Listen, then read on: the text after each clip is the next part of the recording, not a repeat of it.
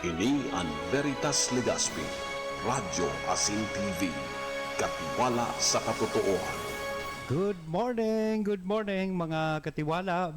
Yaon po kita ngunyan, Sabado na naman digdi sa tuyang programang Serbisyo Legal. Kada Sabado po ini kaibahan nindo ako, si Reverend Father Attorney Neil Jose C. Aranas. Suro Sabado alas 9 hanggang alas 10 nin aga digdi sa programang Serbisyong Legal. Wini-welcome ko po gabos na nagaantabay sa tuya, lalong-lalo na digdi sa tuyang Facebook live streaming. Sa radyo, nagdadangog sa tuya sa radyo, magpuhon sa 1st, 2nd, 3rd district, kan sa tuyang probinsya, ang probinsya kan Albay. Asin inaabot po kaining sa tuyang broadcast, lalong-lalo na digdi sa Facebook, sa mga yaon sa ibang lugar, ibang probinsya, asin ibang nasyon na mga tugang yato na nagaantabay po sa tuya. Welcome po kamo digdi sa tuyang programa, asin salamat sa mga sponsors kaining sa tuyang programa. Special mention si Ate Angie Ambata, asinan sa iyang pamilya na danay na nagsusuporta digdi po sa tuyang programang Serbisyong Legal. Kang nakaagi pong Sabado, part 2 po ining sa tuyang programa ngunyan. Kang nakaaging Sabado, pinag-discuss po niya itong kasambahay law, itong mga obligasyon kang employer, obligasyon kang kasambahay sa indang mga employers, itong mga benepisyo na dapat ma-receive ninda, ano ang mga requirements sa pag-employ nin saro pong kasambahay. So, iyan po ang sa tuyang pinagdiskutir. As hindi papadagos niya ito ngunyan, iyan na Sabado, itong sa tuyang pinag-discuss. Just to give you some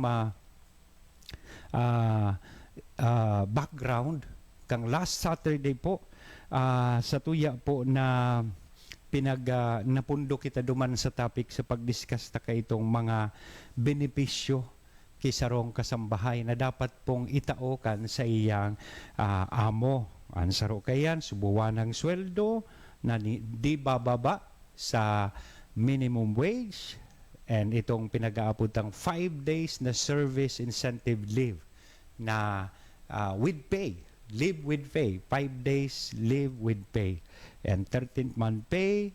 Then, syempre, sarukan mga benepisyo po ninda, mga katiwala, itong SSS, PhilHealth, Pag-ibig.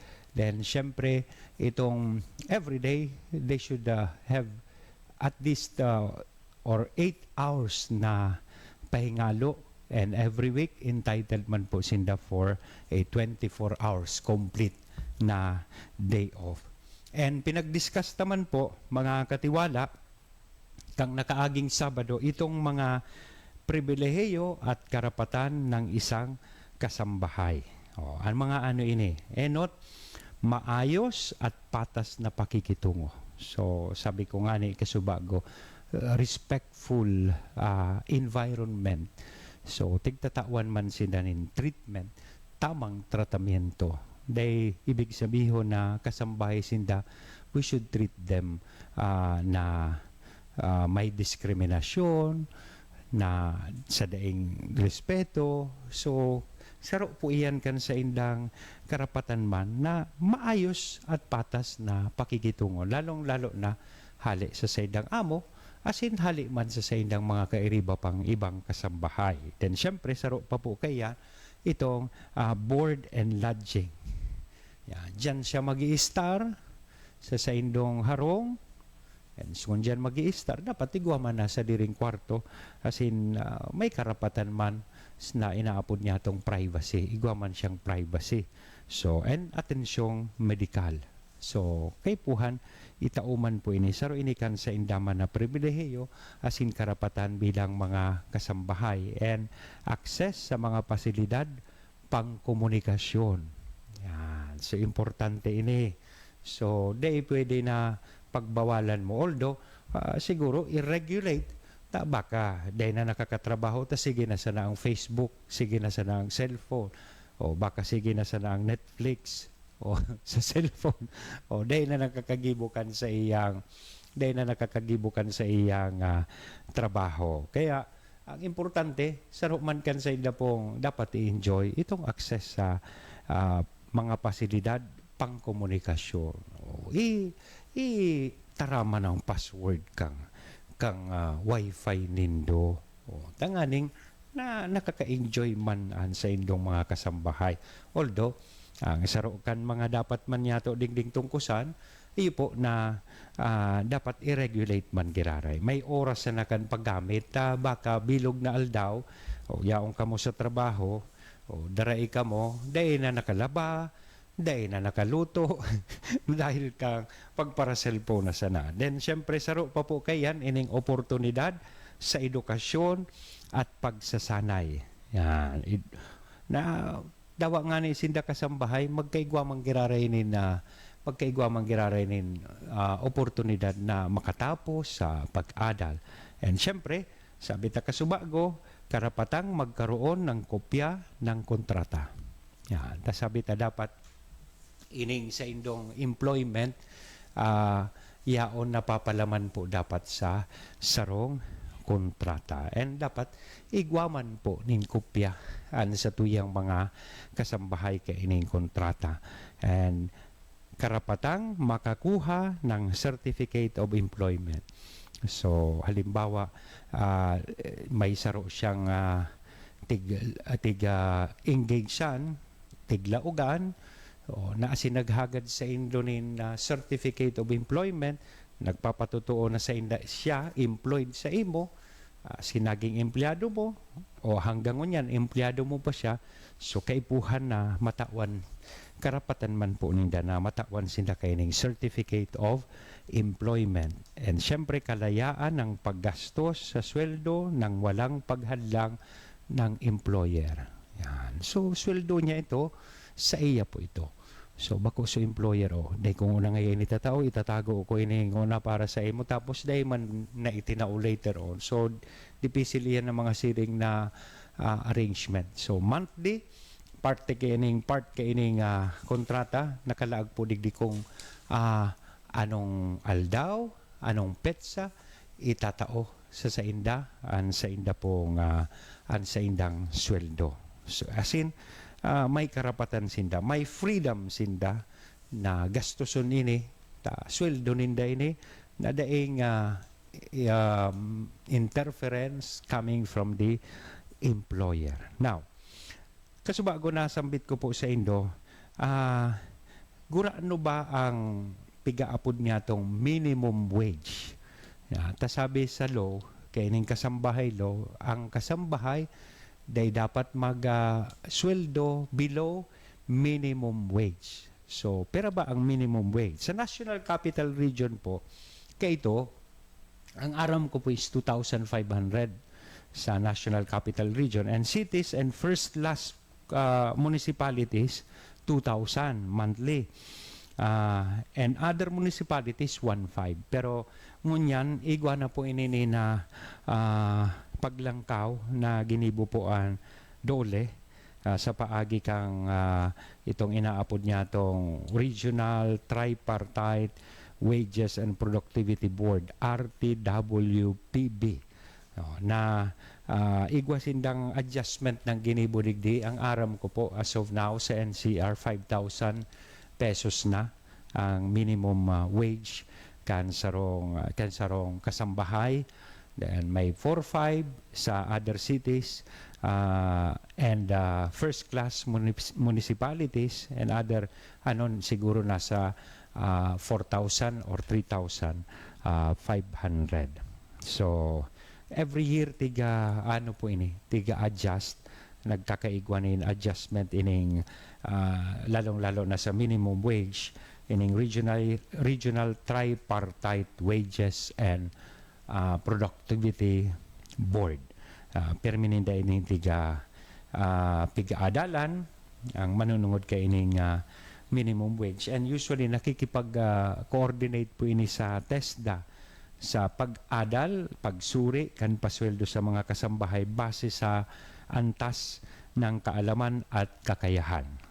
Alinsunod sa pag-angat sa propesyon ng sektor ng mga kasambahay. Now, Noarin mapuon, sabi ko kasuba kang nakaaging Sabado, noarin po mapuon na dapat maging miyembro, i-member taan sa tuyang kasambahay sa SSS, PhilHealth, Pag-ibig. Pagkalipas ng isang buwan. Kung may enjoy niya sa service incentive leave, after 1 year of service sa iyang employer, ini po, after 1 month na siya na-employ, sa iyang employer, magiging entitled na po siya. Kaipuhan ng bayadan kang employer ang sa iyang premium sa SSS, asin sa PhilHealth, asin sa Pag-ibig. Yan. Pagkalipas ng isang buwan, simula nang mag-umpisang magtrabaho at kumpleto ang kasambahay ng kinakailangang mga dokumento sa pagrehistro, kaipuhan na pong bayadan kang employer. So, ang employer po, iyo ang magbabayad ng kabuuhang premium contributions kung ang kasambahay ay sumasahod ng mababa sa 5,000. So, siya agabos ang mabayad. Kung ang sweldo kang kasambahay mo is less than 5,000 pesos, gabos na premium contributions, babayadan kan amo.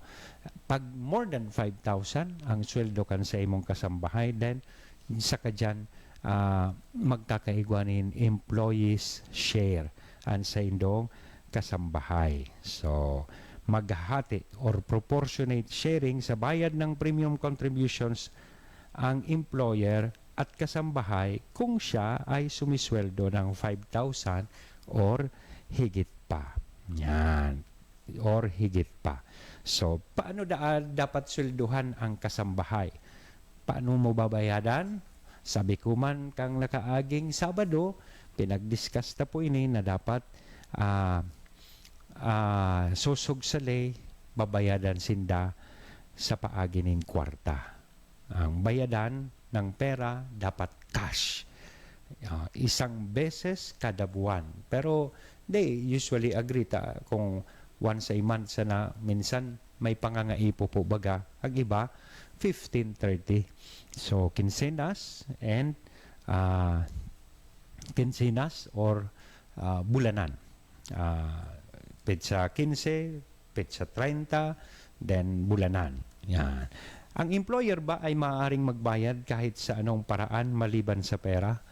Sinabi ta na ini na dai po pwede. Hindi pwede. Ang pagbabayad ng sahod sa pamamagitan ng bale, pagsasanla, coupon, ini ngaya 500 pesos ngayon ini, or ano ito sa mga tigagamit sa ticket, token, cheat, or anumang uri maliban sa pera ay ipinagbabawal. So, dahil pwede. Dapat kwarta po ang itatautas sa tuyang mga kasambahay. And igwa po ang requirement ang kasambahay law na dapat po igwanin payslip na sa oras na nagbayad siya kang sweldo kang kasambahay, kaipuhan pong igwanin payslip na sa tuwing araw ng sahod, ang employer ay dapat magbigay ng kopya ng payslip sa kanyang kasambahay na duman sa payslip, igwan naman po iyan sa dole na example kang payslip. So, yaon digdi, igwa ko kay itong kopya. So, yaon po digdi. Iyan ang example kang payslip na dapat i-issue po kang employer sa iyang kasambahay. Sa iya pong pagbayad kan, sweldo kang kasambahay. Ang employer ay dapat magbigay ng kopya kasambahay, so halaga na dapat bayaran, mga kaltas na sahod, at mismong ang dole, igwa po nin form.